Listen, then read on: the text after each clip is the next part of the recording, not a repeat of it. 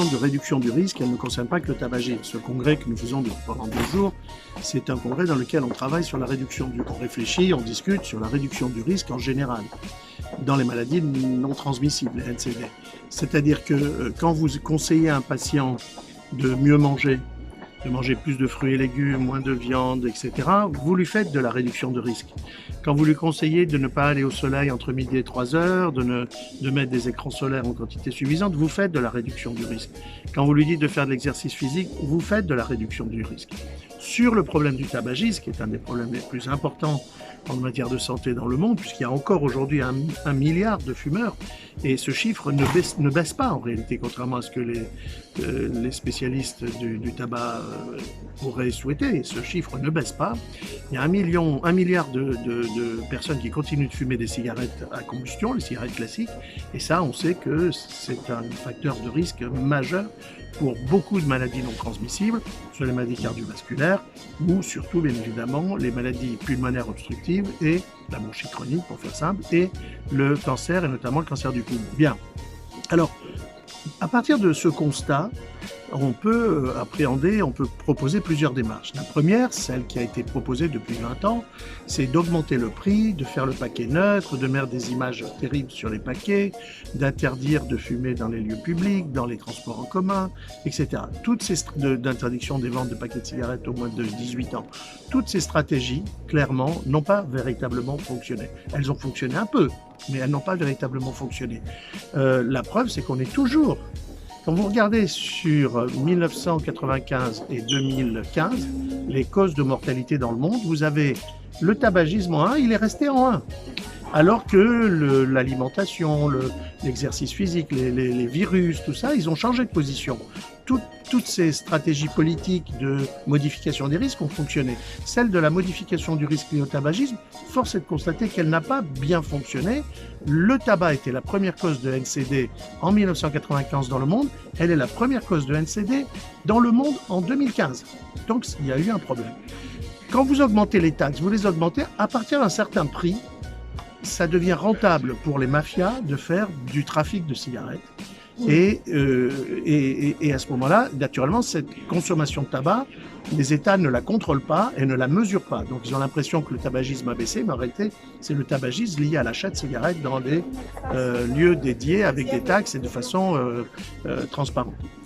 À côté de ça, on a aidé, moi j'étais le premier en France à le faire, et avec quelle violence même, quand j'étais conseiller de Chirac, j'ai essayé d'aider à l'accès aux substituts nicotiniques, les gommes, les patchs, tout ce que vous voulez.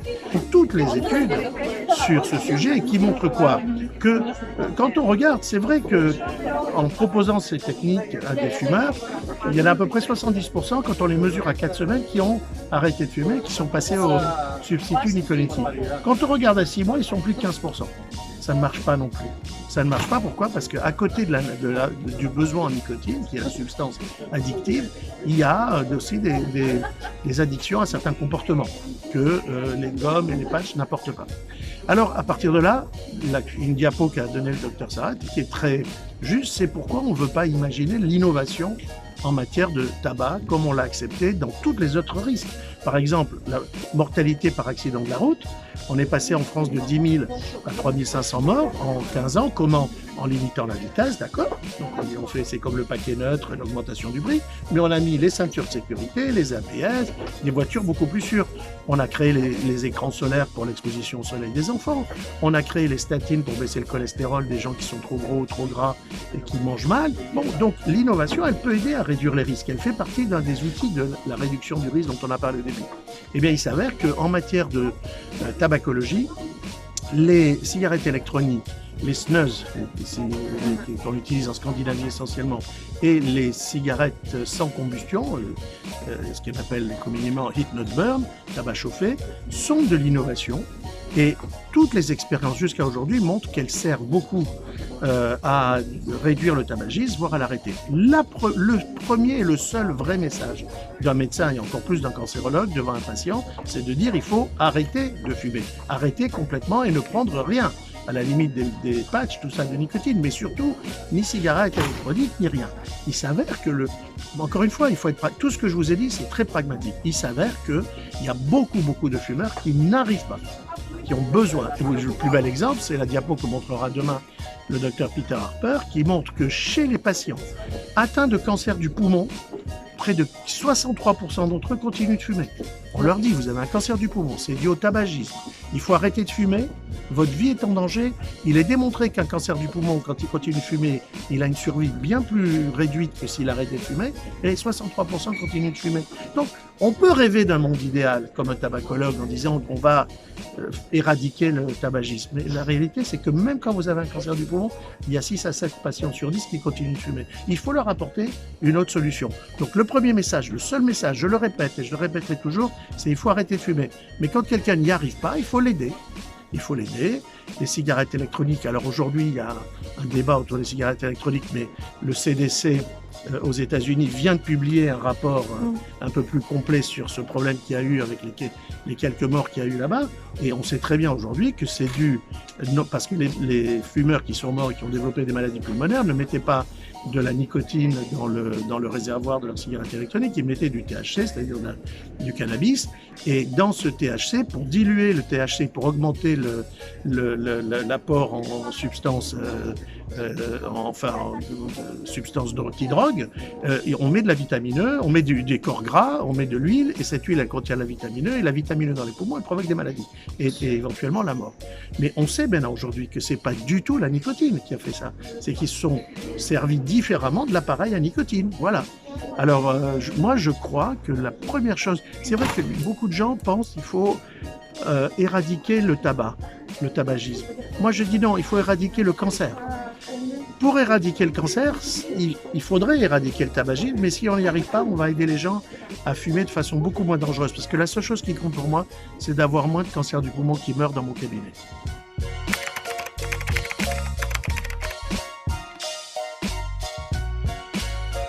Je pense qu'elle est dogmatique, que d'ailleurs, je crois qu'une majorité de scientifiques dans le monde se sont élevés contre le dernier rapport.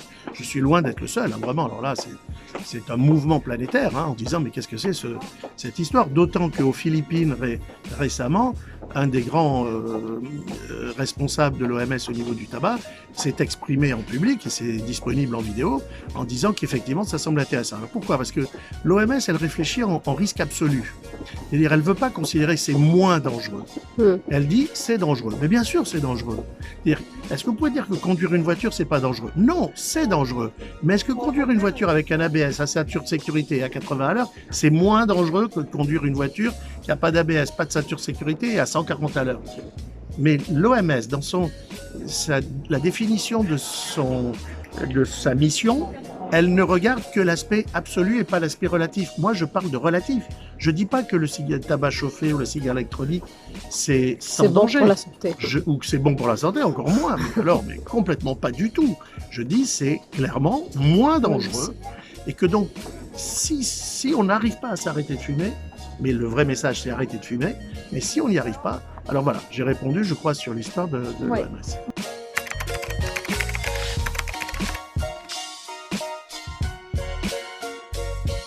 Que j'aime énormément, qui est mon pays.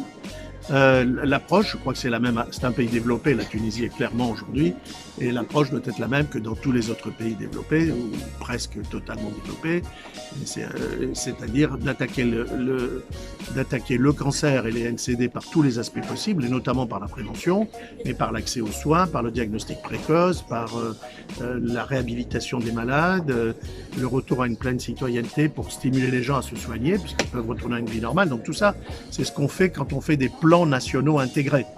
Alors maintenant, sur l'un des facteurs de risque, qui est le principal facteur de risque, hein, c'est le tabagisme, je crois qu'il faut avoir un peu plus de pragmatisme que ceux qui suivent de façon aveugle la réponse dogmatique de l'OMS aujourd'hui, qui de toute façon changera.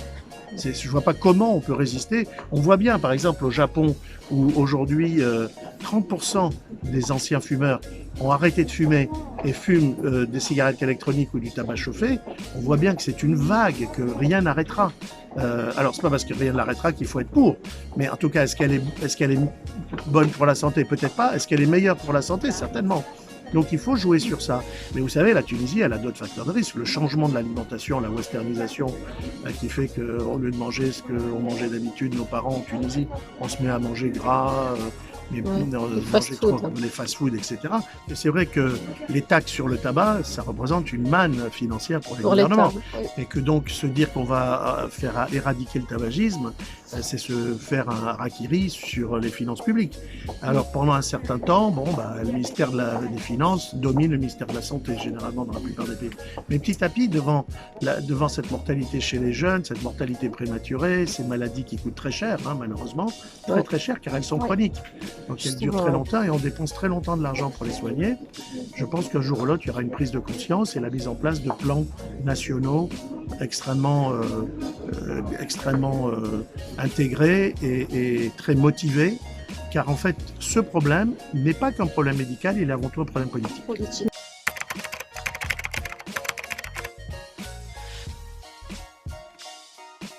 Il faut que le gouvernement prenne ses responsabilités. On ne peut pas laisser se développer un commerce parallèle qui n'autorise aucun contrôle sur la qualité.